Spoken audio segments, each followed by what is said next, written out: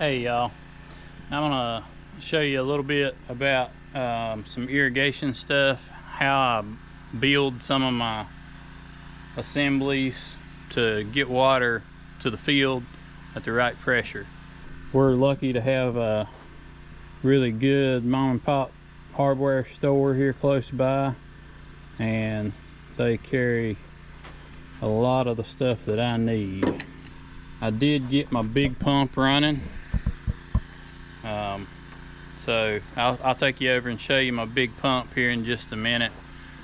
But the Darley fire pump that I had, I got about 8 or 10 hours worth of run time out of it before it crapped out on me. So that was kind of heartbreaking and very expensive, but I had to kind of back up and punt. I've got a brand new Berkeley on the trailer now behind that same Dewitt's engine, and got it all plumbed up and it's working. We got all the hard line ran, and I'm just finishing up getting some of my 2-inch lay flat hooked up to my hard line, and I'll show you all this here in just a minute. But once I get this done, if I'm just running water and I'm not needing to divert potassium nitrate or chemicals or something down the line to a specific field, then I'll be able to run the whole farm at one time for just water. So that's going to be a big deal, and that will take a huge amount of work off of me. So what I'm going to do here, this is going to be the end, and I've kind of got stuff like laid out dry just to make sure I got all my pieces and parts together. This is going to be the end. This is a gate valve where I'm going to adjust the pressure. I ran out of pressure regulators, and I've actually got a field where I'm not getting enough water, and I think that pressure regulator is cutting my flow back too much, so we may have to switch up things there. But this is how I'm going to adjust the pressure. I got some pressure gauges. I got my tap and die set. I'm going to drill this T and put a pressure gauge in the top of it right here.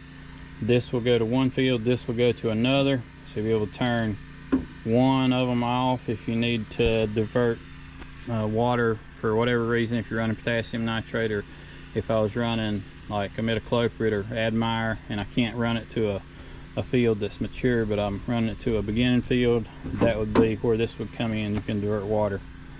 But it may make a little more sense when I get it all put together. Then I'm going to build another one that's just straight through, just to regulate pressure to go to another place.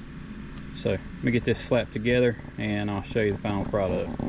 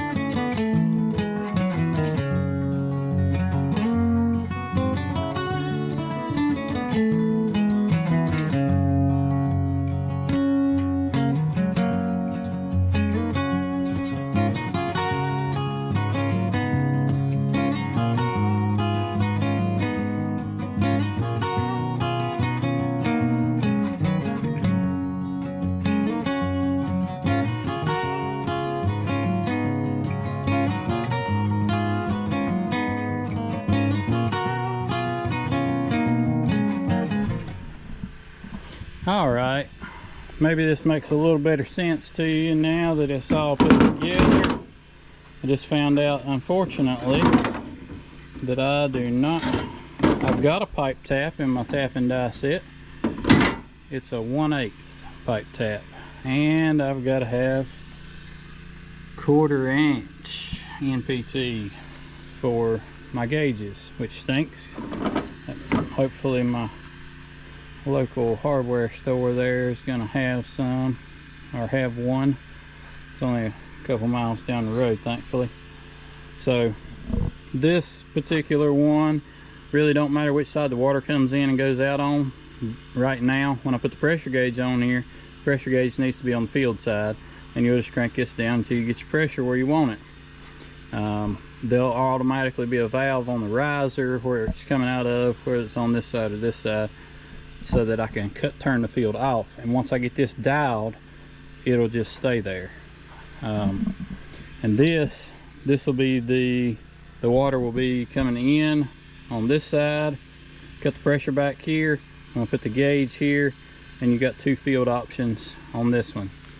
So all I like here is getting those pressure gauges put in. I'm gonna go get some lunch, get a 1/4 inch pipe tap hopefully, and get this stuff put in, and I will walk y'all through and show you the whole irrigation setup, new pump and all. Alright y'all, I think I may have said it in the last video, matter of fact, about how I didn't remember why I'd gotten away from using pressure regulators. This is a 12 psi pressure regulator. It's built supposed to have more flow because it's 2.5 inch regulators as opposed to 1 2-inch regulator. I don't know, I may have had a little bit of trash in the hard line when I fired the system up for the first time, but at any rate, I don't know if this is stopped up or what, but there's plenty of flow coming down a 2-inch line to water this acre of sweet corn and beans right here, but there's not enough water getting through this pressure regulator to the field. So it just had to get my memory refreshed about why I quit using them. That's why. This is the one I just got built. Tripped to the hardware store, got my tap, got the pressure gauge on. So all I got to do is take these hose clamps off and put this homemade manual regulator in, and we're gonna be about ready. I still got the tomatoes running, the little fertilized trial running over here on the little pump, running potassium nitrate, but all I have to do, matter of fact, it's already done. This valve shut off so I can continue to run tomatoes while at the same time watering the rest of the farm with the big pump. Alright, we're fixing to go look over the entire irrigation system like I promised, but I had to do a fertilizer swap, and I just saw something that I thought I'd address. I've had people comment and asking about how long do I run irrigation, or how much, how often, how much water does the field need. Well, right here is something that I look for. When I start to have water seeping out from underneath of the plastic in a well-made bed, there should be good capillary action. The bed should be mostly saturated by the time the water starts to run out. Now, I'm not saying this is the thing to do all the time, but in this weather we're having here in the middle of June in the northwestern Piedmont, North Carolina, this is how I like to water. When you just start to see, right there's another spot. Now these rows haven't been watered, or there would be some seeping in there, because I'm doing the every other row on this fertilized trial. But that right there, that's what I want to see in hot, dry weather here.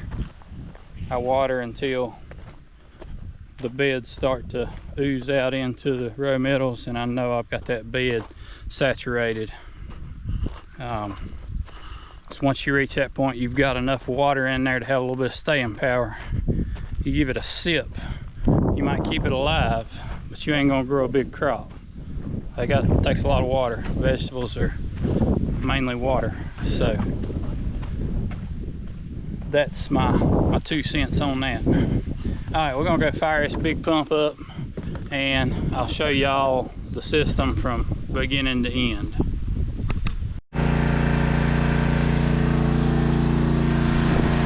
So here is the new pump setup. The Darley fire pump that was on here pumped its last ounce of water for me. Unfortunately, the gearbox came apart and wrecked the whole deal. This is a new Berkeley that I got from Rainflow Irrigation in Pennsylvania. They hooked me up with all this stuff, the coupler and everything. I had to make the frame, and but everything else I got from Rainflow. Even this John Deere green coupler that does not go with my color scheme at all, but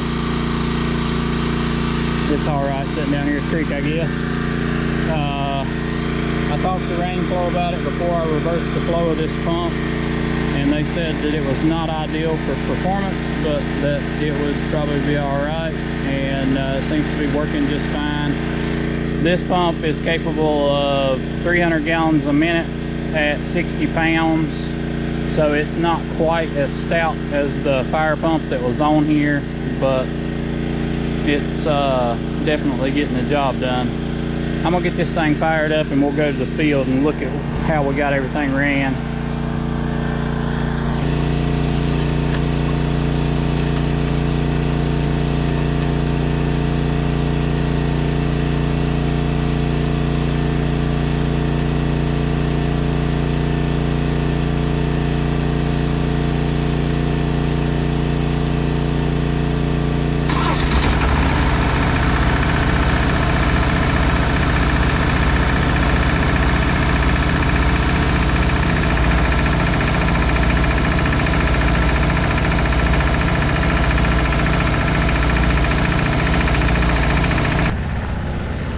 The only thing you got to watch about doing your pressure regulator this way is you got to be on top of, when you first fire it up, you better be watching the gauge and adjusting, because you don't want to start blowing stuff apart, which you can easily do if you're not paying attention.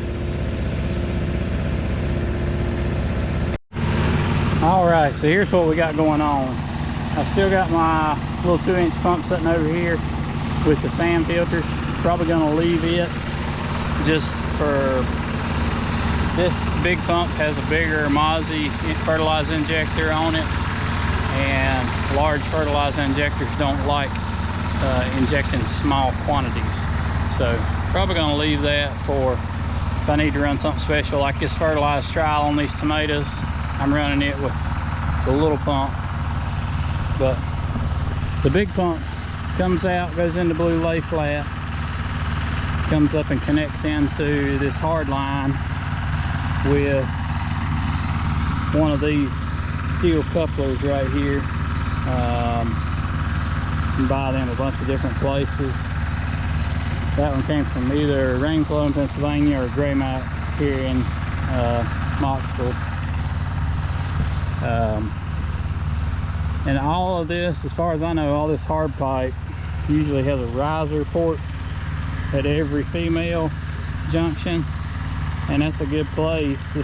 I don't know, it works pretty good for me to just tap into that sprinkler riser and come out to 2-inch, put a valve on it, and go to your 2-inch lay flat. That way you can tap in to water a field, or in this case 2 fields, anywhere you've got a female. So this runs up through here. My old PTO pump's still sitting here feeling kind of lonely from leftover from frost protection. But we come up here around the corner. Some of these pieces of pipe have sprinkler risers still in them. You can screw them out and plug them, or there's a floating ball in there, and sometimes it don't get a good seal, so you never know if one's going to leak or if it's not. Sometimes they do and sometimes they don't. We've still got to get all this white plastic plumbed up. Really got more to do than I can shake a stick at right now. It's going to take me a minute to walk up here, and I'll show you the different styles of manifolds that we have, that we use. I think you've probably, if you've been following along, you've seen the the flex net, the white lay flat, it's kind of, it's got like a rubbery inside, but the outside is more like a thin fire hose. It kind of puts you in mind of Tyvek house wrap. A real thick version of Tyvek house wrap is what's on the outside, but the mice don't chew it for some reason, or I haven't had an issue with mice. Blue lay flat, mice will wear you out on it. If it lays there flat without water in it very long, they'll have corners chewed out of it, especially if there's grass over top of it. And I think we've got, well, I've got about 1,100 feet of hard line, and we've got all but about 3 sticks in use. So I guess we're pushing water about 1,000 foot up here. All right, so up here at the end of the line for hard pipe, I've got this high pressure lay flat. When my original thinking was I was going to cut this in half, and I was going to go out of the pump and into the hard line with this orange high pressure lay flat, and I was going to come out of the pipe here to a gate valve so that I could regulate pressure so that the hard line could have a whole bunch of pressure on it. But with this Berkeley pump, that's not an issue. It's not going to pump enough pressure. It'll pump a lot of volume, but it's not going to pump 150 pounds like that fire pump I had would. So I do have a valve there that I could cut the pressure down if I needed to. And at the end of the line here, it necks down to 2 inch. That's just a huge bushing, 4 down to 2. And then I got another one of these homemade deals. I think this is something that I had pieces laying around, and I just pieced it together. I guess I'm watering about 3 acres here, and you can see, I mean, I'm not setting the world on fire, but I am running 10 pounds of pressure. The only reason that I'm able to water 3 acres with 2-inch line is because it only has to go from there to here, and it splits.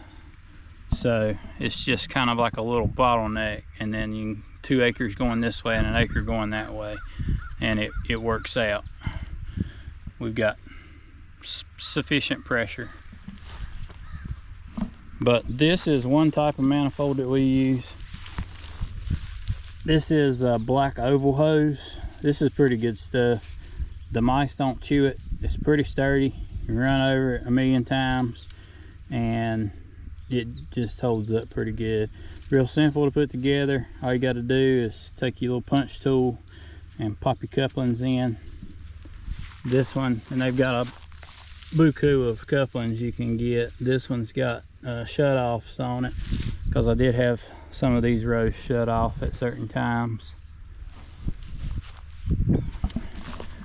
And we've got another system that we used to use. We don't use anymore because it's not real fun to deal with. But we've got a bunch of it laying around, so we're going to use it until it just is trashed out. And that is blue lay flat. So that's the way I was originally shown to do it by this irrigation company I used to do business with here locally. They're no longer in business, but this is kind of an old school way of doing it. You take blue lay flat and then make a little punch tool that cuts a little half moon out, and then you put these fittings in, and they are not fun at all to install. But you could do it on, I mean, I guess you could put these fittings in 6-inch lay flat if you wanted to, if you had a big enough field. But this is the other type of manifold that we use, and then the flex net, we'll go over here and take a gander at that while we're at it. The last type of field manifold we use is called flex net by Netafim. This is it right here. It's like I said, it's kind of like a real heavy duty Tyvek, and it's got rubber on the inside. It's got these welded in fittings. I think they're pipe thread. And then these couplings screw in, and you can get them single direction or bi-direction. And they've just started making them now that have the valve built into them. Have a love-hate relationship with this stuff. Actually, it's not leaking now. Sometimes it's really tough to get it to not leak when you put couplings in it. The fittings never do turn just right. You either got to tighten the fool out of them or leave them a smidge loose to get them aiming the right direction. But man, this stuff's tough. It's expensive, but it's tough. It's lasted a long time. But oval hose lasts a long time too. So that's kind of the rundown of how all of our drip irrigation works. And if you've got any questions, just drop them in the comments. If you enjoy the videos, hit that like button. It helps out the channel, helps get me moved on up the algorithm. And I appreciate y'all watching. I'll see you next time.